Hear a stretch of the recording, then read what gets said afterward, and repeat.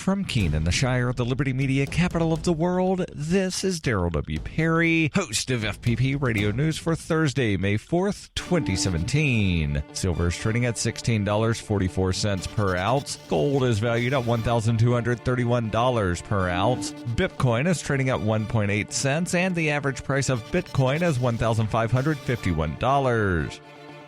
Antiwar.com reports, speaking with the Senate Appropriations Committee, top U.S. commander in Europe, General Curtis Scaparrotti, pushed for more funding for long-term investment in U.S. military facilities in Europe, able to support further escalation of U.S. deployments of both ground troops and combat equipment onto the continent. General Scaparrotti played up the continued false narrative of Russian aggression, which has been securing the Pentagon so much extra funding in recent years, suggesting that the U.S. needs more permanent deployments of combat troops around the Russian frontier to counter them. The problem, as Scaparrotti sees it, is that Russia has a heavy force deployed in Europe, which is to say that materially their entire military is present inside their own country, whereas the U.S., which has the significant disadvantage of not being physically located in Europe, only has a relatively limited military presence on the continent, with some troops dedicated to occupation and wars around the world, and many more deployed in the United States itself, which again is not in Europe. Of course, the U.S. and the rest of NATO have dramatically escalated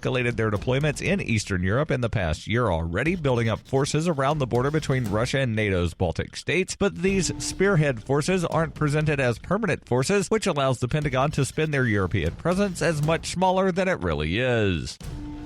Born into a devastating world and raised among the crowd, the Cloudwalker assumes a new identity and begins the unrelenting quest for truth. In this epic journey, he discovers dark secrets about aspects of his previous life that he once trusted. Through the journal of the Cloudwalker, he shares both the traumatic hardships and the eternal beauties of his experiences. Fueled in the beginning by his unsettling thoughts and emotions, he learns how to find peace with everything he has woken up to. Dear Society by the Cloudwalker is available from Amazon.com and all major bookstores.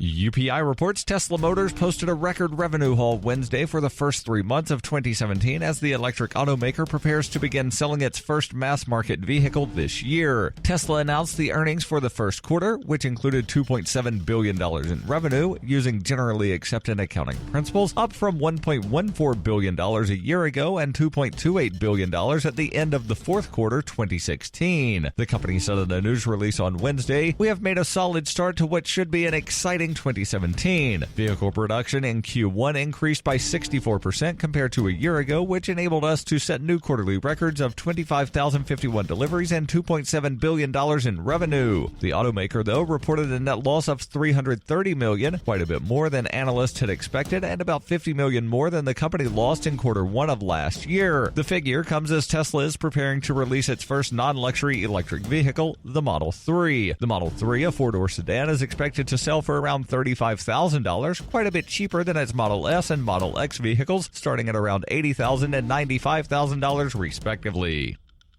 For nearly 40 years, Roberts & Roberts Brokerage has been a trusted source for buying and selling precious metals like gold and silver. They also take Bitcoin for precious metal purchases and have permanently removed the minimum purchase amount for all orders paid in the digital currency. Call Roberts & Roberts today for knowledgeable advice on buying and selling precious metals and a forward-thinking approach to new technologies. 800-874-9760 or visit online at rrbi.co.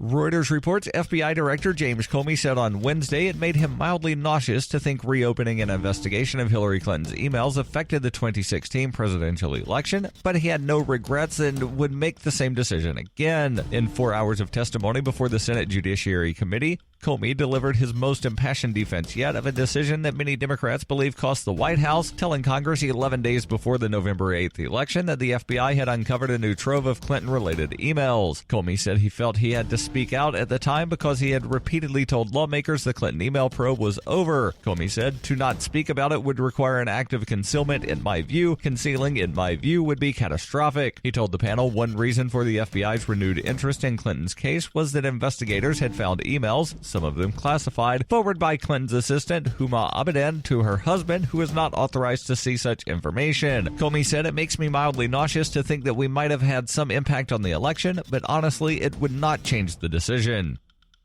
This has been FPP Radio News, online at fppradio.com.